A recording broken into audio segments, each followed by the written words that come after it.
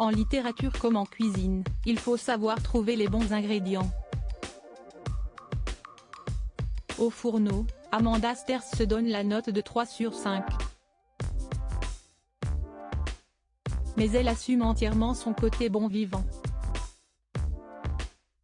Avec une tendance à céder à la tentation, Amanda Sters n'est pas du genre à trop s'inquiéter des conséquences. Sa priorité, profiter de la vie.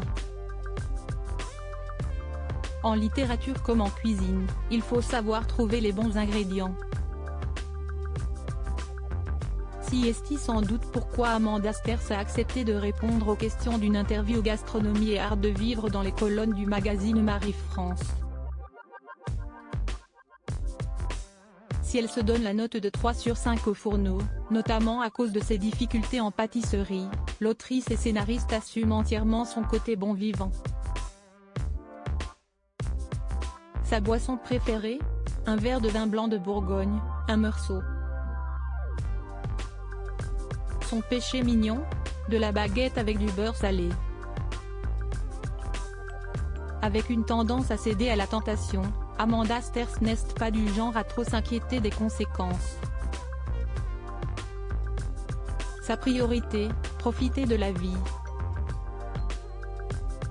Ma silhouette pardonne moins ma gourmandise, explique-t-elle, quand on lui demande si elle surveille son alimentation.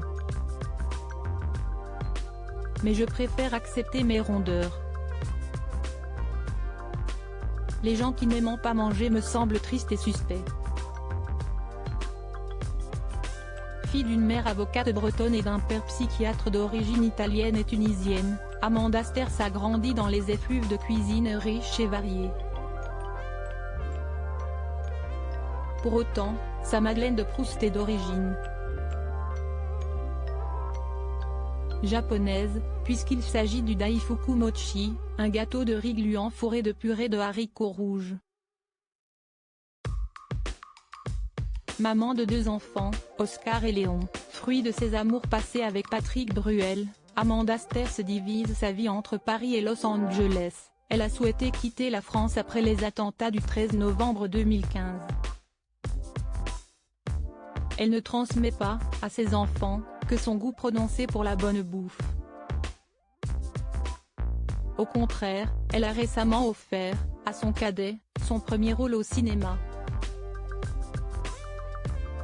Léon incarne effectivement le personnage de Pier Francesco Favino, lorsqu'il était jeune, dans le film Les Promesses, qui sortira le 9 août 2023 et qui est une adaptation du livre du même nom sorti en 2015. Mère et fils ont d'ailleurs vécu un moment un peu particulier, sur le plateau, puisque le jeune homme a dû embrasser, devant maman, une jeune actrice sur la bouche. Il y avait mon ingé son qui était mort de rire, se souvient-elle. Qui lui disait si est 10 ans de psychanalyse. Retrouvez l'interview d'Amanda Sters dans le magazine Marie-France N°322 du 5 juillet 2023.